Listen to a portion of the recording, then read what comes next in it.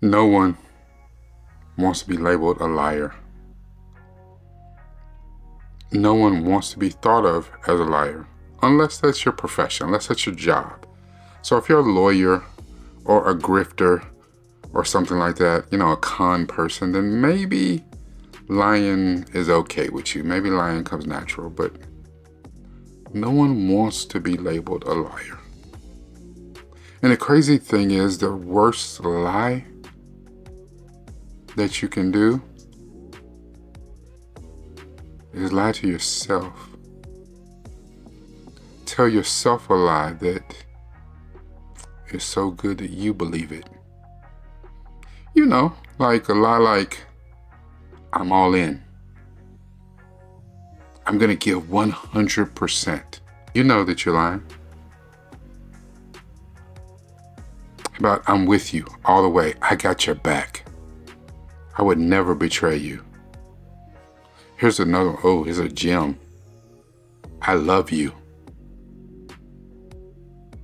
Bull, stop. Yet, what is the alternative? You face the lie.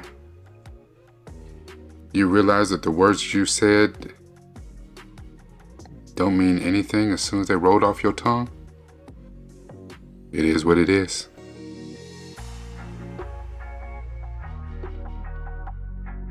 Hello, Governor.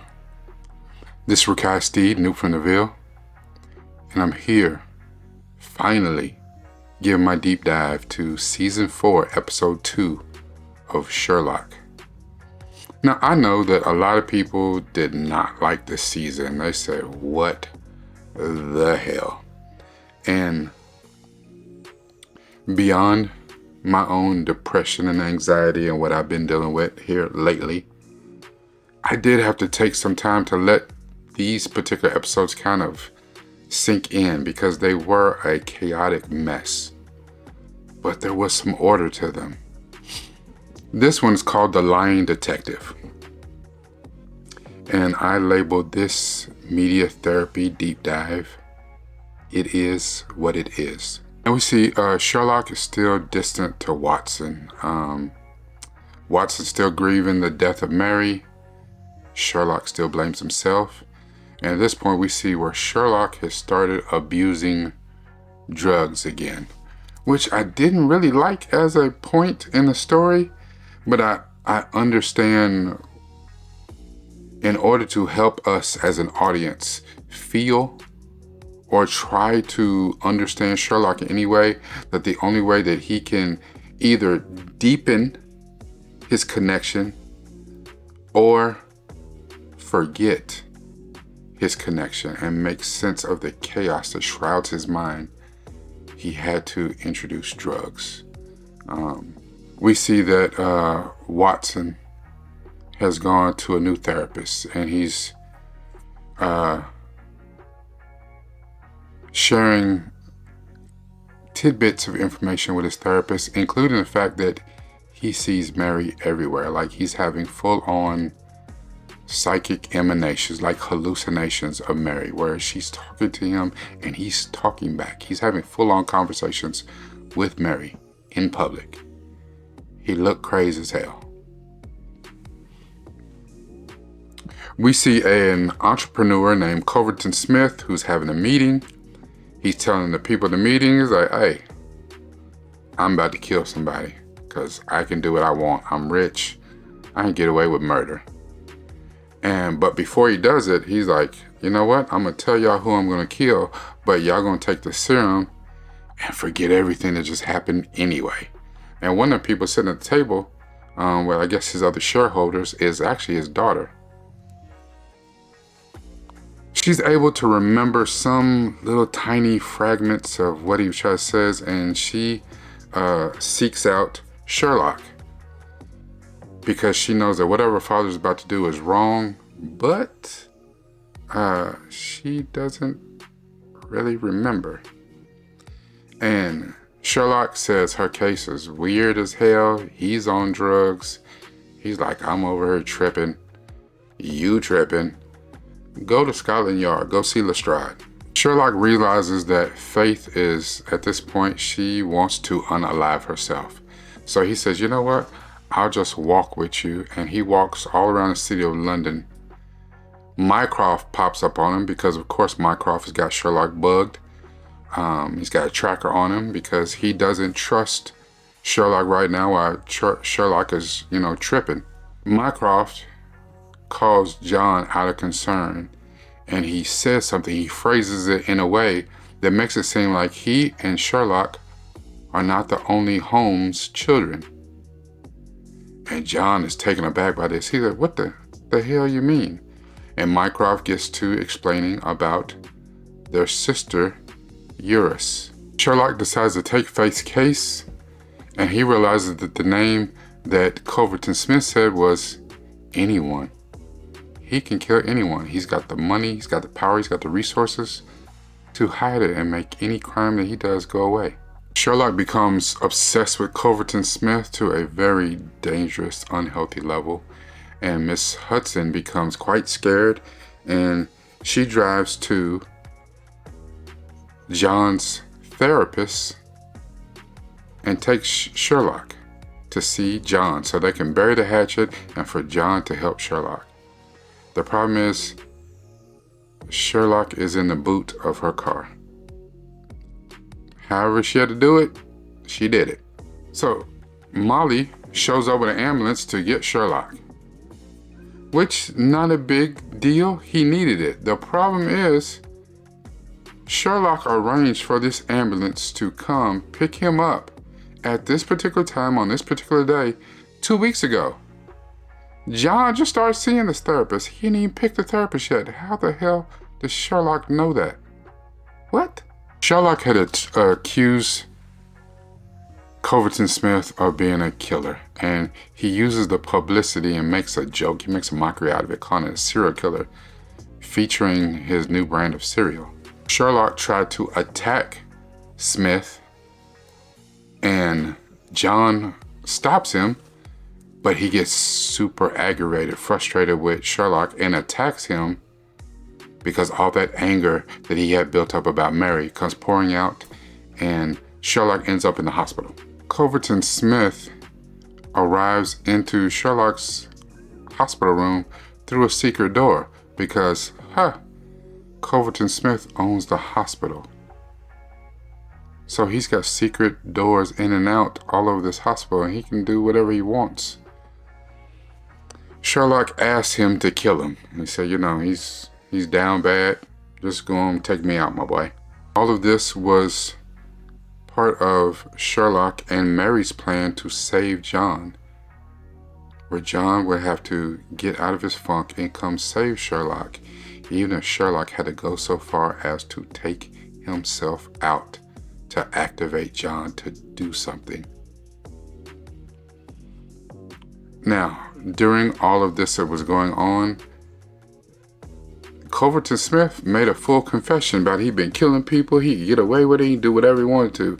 He did not know that the room was bugged with a camera. And he thought he was clever, and he's like, no, I already found all your cameras. But Sherlock had another one that he didn't know about, and he basically told on himself. John and Sherlock, they reconcile. John is no longer mad about Mary's death. And as Sherlock comforts him as he weeps, the hallucinations of Mary disappear. Now, when Sherlock starts taking cases again, he finds a note that was left by Faith, and he realizes that he wasn't tripping, that Faith was real. But something tells him that something is off, and he looks at the note under black light,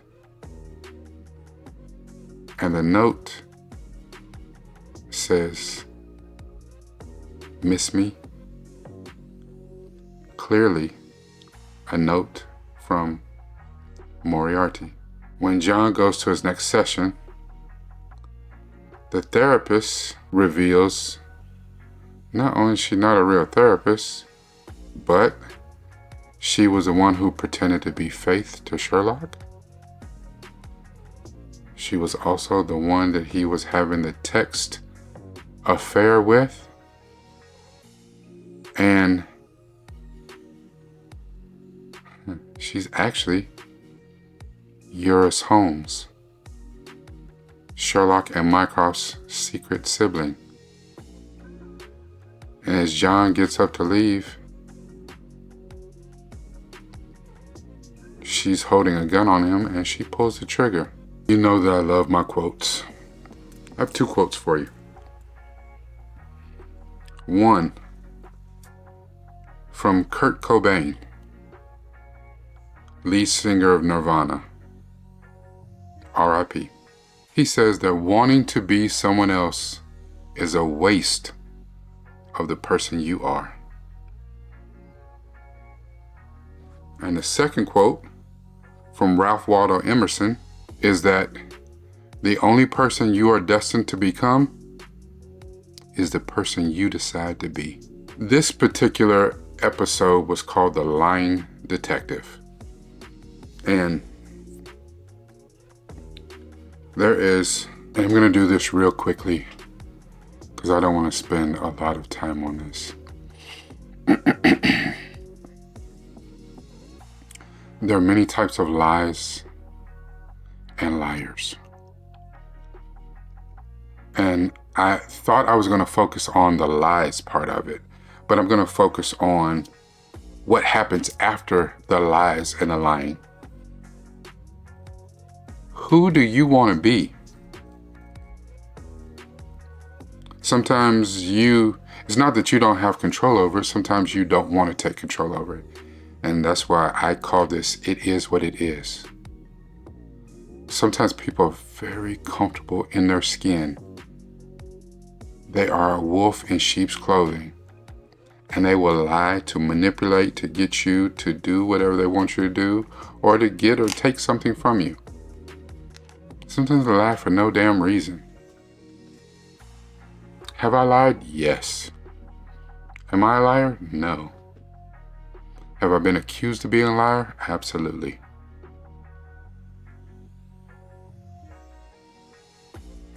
I try, and I am not always successful, at trying to be straight up and be what you see is what you get. And actually, one of the problems I've had, especially in my relations with the fairer sex, is that my truth is not for everybody. A lot of times I'm called a liar because you don't like what I said. You don't deal with what I said, you just don't like what I said. So instead of dealing with it, I must be a liar. So let's talk about the different kinds of lies and liars. One's a pathological liar, and they lie constantly for no reason whatsoever. They're just lying. Now, it's to be manipulative or to be selfish or cunning. It can be psychological, and some of them are just antisocial personality disorder type of people. There are compulsive liars. Even though pathological liars lie all the time for no reason, compulsive liars lie about everything. They'll lie about what their name is for no damn reason. And it's because they feel uncomfortable telling the truth. It's almost like they're allergic to the truth. Sometimes a compulsive liar gets a feeling of euphoria. He feels high when they lie. There are sociopathic liars. They lie routinely without conscience or remorse. These are the ones that you see on TV, your grifters, your con men. These days, shit, half the women on Instagram just lie. You know what? I take that back. Half the dudes on there lying too. Lying asses. Sociopaths lie simply because they feel like it. There are natural liars. Again, more grifters, con men. They lie easily and with great skill. Some of your best lawyers are fantastic liars. But natural liars don't believe their own lies. They know that they're lying. Now, white lies and white liars are people who lie or they tell lies to protect other people, usually protect their feelings. Does that make it any better? No. You find many parents or people do this to younger people or people that they care about in the guise of protecting their feelings. Occasional liars lie to make themselves look good. So as long as they look good around other people, they'll tell a lie or 2 or 17 just to make themselves look good. Habitual liars. They lie just because it's more convenient than telling the damn truth. They have a habit and they'll lie and lie on top of the lie and tell another lie. Because to dig through that bullshit and go all the way back to the beginning and tell the truth, who wanna do that? Prolific liars. They lie frequently, but they don't express as much distress about pathological liars. Pathological liars, it distresses them to lie the amount they do. Prolific is almost like a natural liar. They lie, and again, grifters, con men, they lie and they're okay with it. Good. Intentional liars, they lie just for the fun of it. You know, this is what nowadays, especially with social media, where people say, I was trolling you. Was you trolling? You just lying just for the shit of it, just for shits and giggles. Manipulative liars, they lie to get what they want. They usually have an agenda. They usually have something that you're not aware of, and it's for a reason. Protective liars will lie to protect a secret. Does that make it any better? No. You know, especially like in the hood, we have this no snitching thing. So you lie so you don't snitch, even though snitching or the telling might be the thing that's the safest thing for everyone. But we don't snitch. So you lie in order to protect someone or something. Sometimes that can be good. Most of the times, probably not. Avoidant liars. They offer up partial truths or they deflect just to avoid conflict. I don't want to talk about it, so you know what I'm saying? Oh, did you see the game last night? They'll deflect, they'll avoid it, or they'll tell part of the truth, but not all of it. Impressive liars. These are ones who lie just to impress people. Go on social media. That's what you see. People are trying to impress people. It's amazing how people go out of their way to impress people that they don't like, who wouldn't care about them. You know, it's amazing the lengths that people go through to lie to impress other people. Tactful liars are said to be considerate and well-meaning. And that just means that they measure their words very carefully and they say things, they put it in such a way that even if you see through it and see that it's a lie, you can almost see why they told a lie. You see why they did it. And this, again, could go back into someone who's telling a protective lie. There's a number of reasons why someone may be a tactful liar. Sometimes it's a ruse. Many lawyers can use this skill as well, as a lot of the other skills that we laid out here. Now, other lies can be lies of omission, where you leave stuff out, and maybe you did it on purpose. You know, people can't make the right decision. They don't have all the information. You can lie by commission. So omission, you leave stuff out. Lie by commission is you make shit up. You just throw some extra shit in there. Why? I don't know. And then there's another one that's called paltering. It's lying by telling the truth. And that's because some of the best lies are 90% true. Because if you give someone a lie and most of what they're saying is true, and they know it's true, then everything you're saying must be true. It's hard for them to go through and pick out the parts of these lies. It's like, wait a minute, this, and this you said was true, but hold on, this thing you said over here, that's not true. Most people don't do that. If they heard enough truth, then all of it must be true.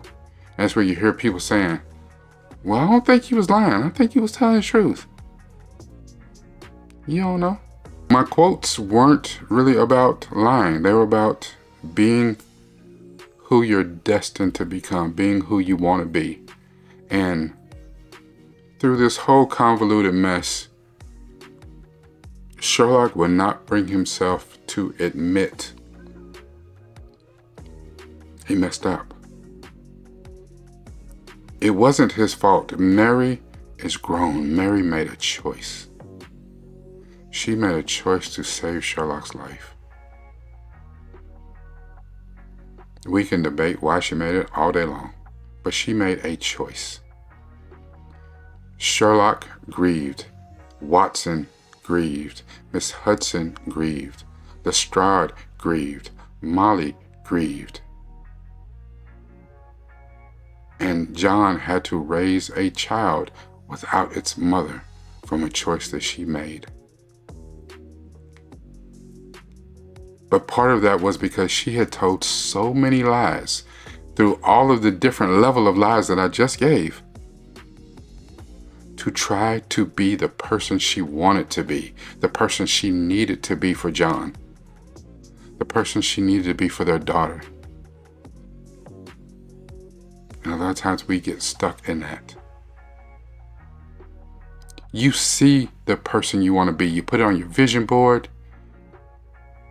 You may not be satisfied with who you are today, and you see who you want to be, where you want to go, but how do you get there? And sometimes it's okay with you to cut some corners. So in order to get where you're trying to get faster, you tell a few lies, you skirt past a few issues, and all you've done is create more problems for yourself. I hope, I pray that, for one, you don't have to go to the lengths that Sherlock went to reconnect with Watson. Sometimes you just have to have the uncomfortable conversation. And you have to give people time to grieve, time to come to their own understanding. But you can't give up on them. That's okay. But you have to know, if you have a habit of lying in one of these areas, it's not absolutely necessary, life-threatening that you lie or lie to save, protect someone else. You've got to stop that, because that will not help you get to where you're trying to be the person you're trying to be. I don't know what that means for you. And God knows that I struggle with my many fallacies on a daily basis. Because after all, I'm only human. Players mess up.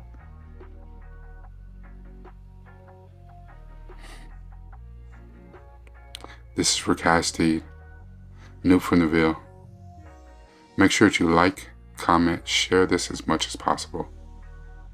And if you have not subscribed yet, I'm not sure what is stopping you, but hit the button, subscribe, hit the bell so that you can see all my posts as they come through.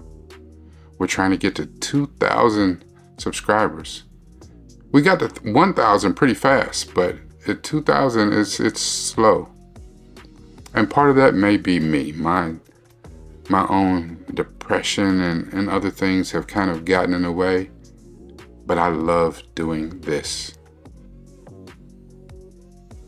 Go into the description, join the Discord, join Centel's Discord group, join his Patreon, join mine.